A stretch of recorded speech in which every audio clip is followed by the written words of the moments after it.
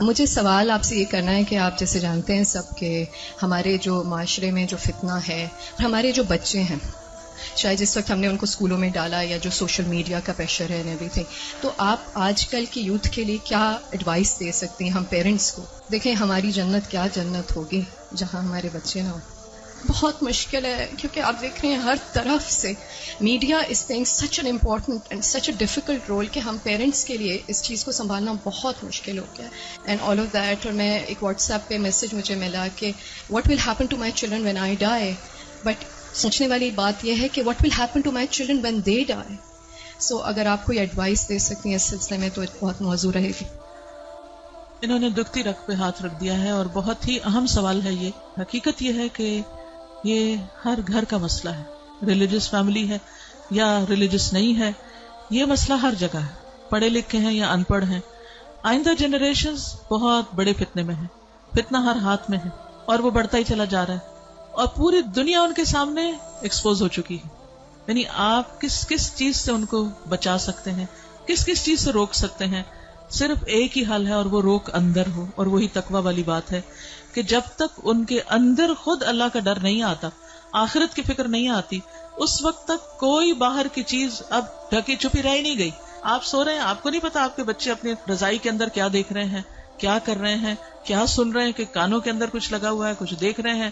اور پہلے تو کہیں کسی خالی جگہ پہ جا کے چھپنے کی ضرورت تھی، تو اب تو گھر کے اندر بھی ہر جگہ چھپنے کی جگہ ہے، کیونکہ جس اسکرین پر وہ سب کچھ دیکھ رہے ہیں وہ ان کے ہاتھوں کے اندر آ چکی. اس کے لیے جو پرسنل میرا ایکسپیرینس ہے وہ دو چیزیں. ایک تو یہ کہ ہم اسکولوں سے تو جو اسکول ہیں انہی میں ہی جائیں گے، اور جو باہر معاشرہ ہے اور جو کچھ ہو رہا ہے وہ سب وہ کریں گے، اس سے کاٹ تو نہیں سکتے. میں نے سب سے زیادہ جو دعائیں مانگی ہیں، رو رو کے مانگی ہیں، سجدوں میں پڑھ پڑھ کے مانگی ہیں، وہ اسی کے لیے مانگی ہے کہ اللہ میرے بچوں کو ایمان دے. یہ صرف پچھلے 5 سال میں جتنی چینجز آئی ہیں وہ اس سے پہلے شاید کئی 100 سال میں نہیں آئی تھی. اور پھر دوسرا کیا کیا، یعنی اللہ تعالیٰ سے خود ہی مانگا. دوسرا یہ کہ ہر تھوڑے عرصے کے بعد عمرہ، اللہ کے گھر چلو، کیونکہ اللہ کے گھر کا جو جلال ہے، اور اللہ تعالیٰ اگر انسان کو کہیں سب سے زیادہ محسوس ہو سکتے ہیں تو وہ بہت جگہ ہے. یعنی ہمارے ملک میں، ہمارے گھروں میں، ہمارے ماحول میں وہ فیلنگ نہیں آتی جو وہاں جا کر آتی. تو الحمدللہ ان عمروں نے، اللہ کے گھر کی زیارت نے دل کے اندر تھوڑی سی جگہ بنائی اللہ کو پہچاننے کی. کیونکہ جب تک اللہ کو بچے پہچانتے نہیں، اس کی عظمت کو محسوس نہیں کرتے، وہ اللہ سے ڈر نہیں سکتے، تو وہ تقویٰ نہیں آتا دل میں. تو اس سے یہ ہے کہ وہ ایسی جگہ ہے جہاں اللہ ماشاءاللہ سب کو جا کر یقین ضرور آتا کہ کوئی ہے ایک جس نے یہ سب کچھ بنایا. پھر اس کے بعد یہ ہے کہ قرآن کا علم. میں نے سب سے زیادہ تکلیف دہ مرحلہ گزارا کہ جب میں نے اپنے بیٹے کو قرآن پڑھایا، تو پھر میں نے یہ ٹھان لی کہ کچھ بھی ہو مجھے اس کو پڑھانا ہے. وہ ایج ایسی تھی کہ جس میں کچھ نہ کچھ وہ سننے کے قابل تھا، ورنہ وہ ایج بھی گزر جاتی ہے تو پھر بچے وہ اتنا بھی نہیں سنتے. اور میں نے اپنی ساری مصروفیات کو سیکنڈری کر کے، حالانکہ میں انتہا درجے کی مصروف، گھر کی بھی ذمہ داریاں، باہر کی بھی، لیکن میں نے اس کو اپنی پرائرٹی نمبر 1 سمجھا کہ یہی بات جنہوں نے کی ہے کہ جب وہ مر جائیں گے تو پھر ان کا کیا بنے گا. یعنی ہمارے مرنے کے بعد تو جو ہوگا سو ہوگا، ان کے مرنے کے بعد ان کی قبروں کا کیا حال ہوگا اور ان کی آخرت کا کیا ہوگا. تو اللہ سبحانہ وتعالیٰ نے قرآن مجید میں فرمایا قوا انفسکم واہلیکم نارا، اپنے آپ کو اور اپنے گھر والوں کو آگ سے بچاؤ. ایمان والوں کو خطاب ہے کہ اے ایمان والوں اپنے بچوں کو آگ سے بچاؤ.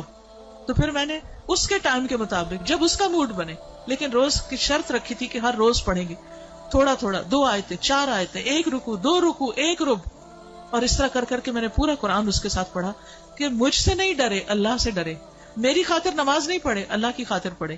میری وجہ سے کچھ مت چھپائے جو دیکھ رہا ہے، اللہ سے ڈر کے چھپائے. تو یہ کسی حد تک فائدہ مند ہوا. یہی ماؤں سے کہوں گی کہ ساری مصروفیات اپنی جگہ ہیں، لیکن بچے آپ کی پرائرٹی نمبر 1 ہونے چاہیے.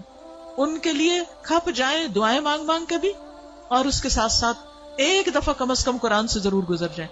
کیونکہ جب وہ قرآن سے گزر جائیں گے پھر ایٹ لیسٹ آپ کی رسپانسبلٹی نہیں رہے گی.